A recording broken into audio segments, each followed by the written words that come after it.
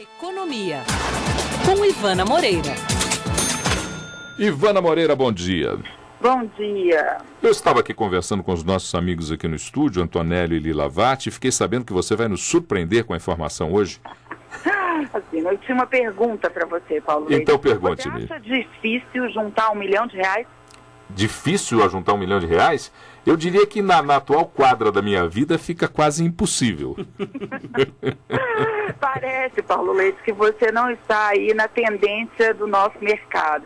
Parece que está um número cada vez maior de brasileiros consegue essa façanha de acumular R$1 milhão em poupança.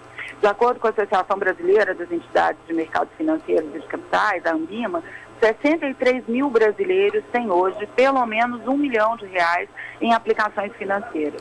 Não é em patrimônio, não é o apartamento tomado com um carro, com um sítio, é fora o patrimônio investido em imóveis, por exemplo, ele tem R$1 milhão na poupança, como reserva financeira aplicada e ainda de alguma forma no mercado de ações.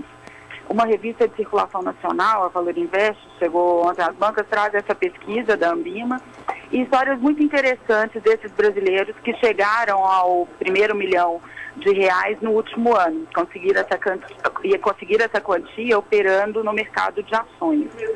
E você perdeu essa chance, hein, Paulo? Perdi essa chance mesmo porque eu sempre morri de medo desse mercado de ações. Agora, só lamento o fato de não estar entre esses 63 mil brasileiros.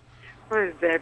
O crescimento desse mercado e do número de brasileiros que hoje investem no mercado de ações com R$1 milhão ou menos ou mais, enfim, que tem dinheiro aplicado no mercado de ações, é outro retrato dessa nova economia que o Brasil vive, esse novo cenário econômico.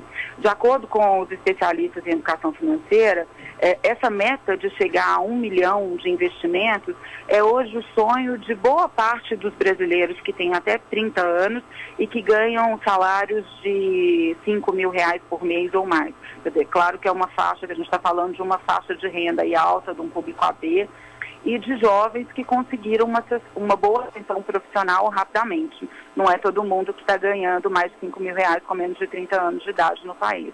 Mas que essa meta da poupança é um sonho hoje muito comum.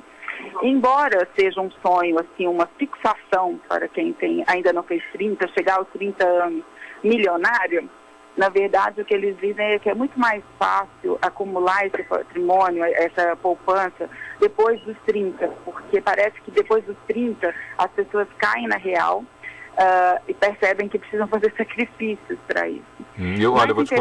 Vou te contar que eu acho que com todo o sacrifício que eu possa fazer, eu não conseguirei agora chegar nesse R$1 milhão. Mas você, com sua experiência de analista de economia, você crê que eu consiga chegar pelo menos perto disso, Ivana? Olha, se eu conseguir prever isso para mim mesma, eu te ajudo depois, tá bom? Porque para mim ainda não funcionou também não. Mas uma das coisas bacanas que essa pesquisa da Ambima mostra, a reportagem que a Valor Invest traz, são as histórias desses brasileiros que juntaram R$1 milhão no último ano, que na verdade são todas histórias de muita disciplina. O que a matéria mostra é que para conseguir essa grana aplicada, as pessoas têm que ser capazes de abrir mão de muitos desejos de consumo. Muitos dos personagens das histórias como relatadas são histórias de pessoas que com R$1 milhão aplicado poderiam ter qualquer carro, o carro mais luxuoso do mercado, mas continuam andando com carro popular, porque não vem sentido em desperdiçar dinheiro num carro de luxo se um carro popular consegue atender, levar de um lugar A a um lugar B da mesma forma.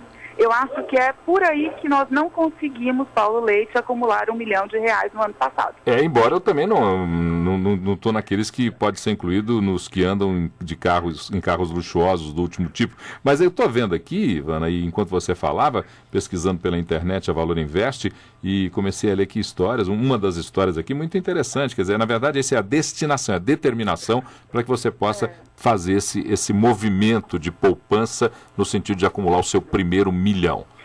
Né? E, na verdade, a gente está falando de um tema recorrente nas nossas conversas, que é a necessidade do Brasil investir em educação financeira. Sim. Dos brasileiros terem uma formação que os levem a serem mais poupadores do que nós fomos ou pudemos ser nos últimos anos, né? Aquela história de, com uma inflação tão alta, ninguém conseguia pensar em poupar, o dinheiro desvalorizava rapidamente, eu poder de poupança era muito menor e que agora, num cenário de estabilidade econômica, começa a fazer muito mais sentido e precisamos investir nisso. Mas sabe o que mais me preocupou nessa reportagem? É que os especialistas em aplicação financeira dizem que R$1 milhão já não significa grandes coisas mais, porque não tem o mesmo poder de compra. Sobretudo se falarmos em imóveis, né? A gente outro dia estava falando que um apartamento de R$1 milhão não é nenhum assombro mais, como poderia parecer há poucos anos. Infelizmente então, eles acham que essa meta de acumular R$1 milhão em aplicações é uma meta, assim, superada praticamente. Que em poucos anos essa meta vai ser R$5 milhões. Fiquei preocupadíssima. Eu agora mais preocupado ainda, e estou lembrando, estou ouvindo aqui o que me disse Antonelli nesse intervalo. Ele disse que tem duas fórmulas de você ficar rico. Ou você ganha mais do que gasta, ou gasta menos do que ganha.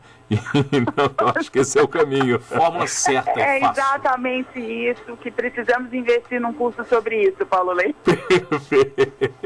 Ivana Moreira, que conversa conosco todas as manhãs sobre economia no Jornal Band News Minas, primeira edição, que terá o fim de semana de descanso merecido e que volta na segunda-feira para conversar conosco. Pensando em formas de como economizar. Eu pensarei também, e da segunda-feira nós podemos fazer um resumo trocando bolas para saber se a gente conseguiu descobrir uma fórmula mágica. Certamente. Então, boa semana para você e para os ouvintes. Para você também, tchau, Ivana.